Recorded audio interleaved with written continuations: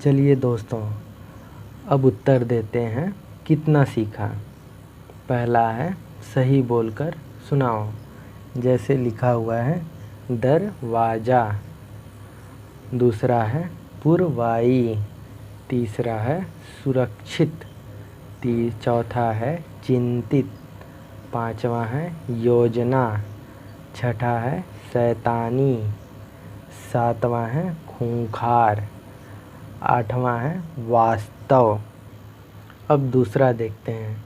नीचे दिए गए शब्दों के अर्थ लिखो। जैसे सरस। सरस का मतलब होता है मधुर। दूसरा है जल। जल का मतलब होता है पानी। अगला शब्द है जगत। जगत का मतलब होता है संसार, मतलब दुनिया। अगला शब्द है शोर। शोर का मतलब होता है हल्ला। अगला शब्द है सुलह। सुलह का मतलब होता है समझौता। अगला शब्द है खबर। खबर का मतलब होता है समाचार। अब तीसरा है शब्दों से वाक्य बनाओ। जैसे पहला शब्द है सुरक्षित। सुरक्षित का वाक्य है सीमा बाढ़ से सुरक्षित है। अगला शब्द है बादल। बादल ज़ोर ज़ोर से बरस रहे हैं। अगला शब्द है गांव। हमारा गांव बहुत प्यारा है।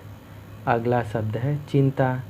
रमेश को अपनी बेटी शांति की चिंता है। अगला शब्द है भयानक। भयानक वह जंगल बहुत भयानक है। अगला है शब्दों के समान अर्थ वाले दो शब्द लिखो। जैसे सूरज।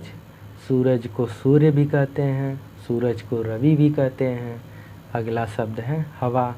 हवा को पवन भी कहते हैं, हवा को वायु भी कहते हैं। अगला शब्द है चाँद। चाँद को चंद्रमा भी कहते हैं, चाँद को चंद्र भी कहते हैं, चाँद को चंदा भी कहते हैं। अब अगला है पांचवा है नीचे दिए गए स्थान में संज्ञा शब्दों को लिखो। जैसे कुसुम, पशु, लखनऊ। तो संज्ञा शब्द है शीतल, सुमन, रमेश, कौवा, बरेली, वाराणसी, दिल्ली, जयपुर। शीतल लड़की का नाम है, सुमन लड़की का नाम है, रमेश लड़के का नाम है, कौवा पक्षी का नाम है, बरेली स्थान का नाम है, वाराणसी स्थान का नाम है, दिल्ली स्थान का नाम है, जयपुर स्थान का नाम है। अगला है नीचे दिए गए शब्दों के विलोम। विलोम का मतलब है विपरीत या उल्टा अर्थ वाले शब्द लिखो। जैसे दिन को रात, उदास का खुश, बहादुर का कमज़ोर, डूबना का निकलना। सातवां है उत्तर दो। पहला है मुर्गे ने लोमड़ी से क्या कहा। तो मुर्गे ने लोमड़ी से कहा शिकारी कुत्ते तेज़ी से इसी ओर आ रहे हैं। अगला है बंदरों ने चाँद को पकड़ने के लिए क्या योजना बनाई। तो बंदरों ने चाँद को पकड़ने के लिए एक दूसरे का हाथ पकड़कर डाली से लटककर पकड़ने की योजना बनाई। अगला है सीमा बाढ़ से कैसे बची। तो सीमा बाढ़ से छत के ऊपर चढ़कर बाढ़ से बची। अगला है सीमा की जगह तुम होते तो क्या करते। तो सीमा की जगह तुम होते तो क्या करते। तो सोचो और बताओ कि सीमा की जगह अगर तुम होते तो क्या करते। आठवां है पढ़ो और उत्तर दो। तो आठवां कहानी है, तो इसे पढ़ते हैं। किसी जंगल में बरगद का एक बहुत पुराना पेड़ था। उस पर सैकड़ों पक्षी रहते थे।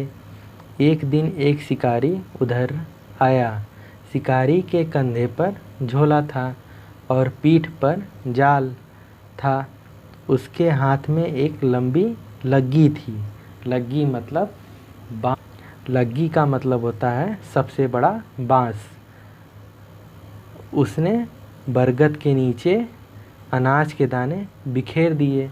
बिखेर दिए मतलब छींट दिए या फेंक दिए, और जाल बिछाकर वह झाड़ी के पीछे बैठ गया। अब पहला प्रश्न है, पक्षी कहाँ रहते थे? तो पक्षी बरगद के पुराने पेड़ पर रहते थे। अगला प्रश्न है, शिकारी ने जाल क्यों बिछाया? तो शिकारी ने जाल इसलिए बिछाया कि वह पक्षियों को पकड़ना चाहता था।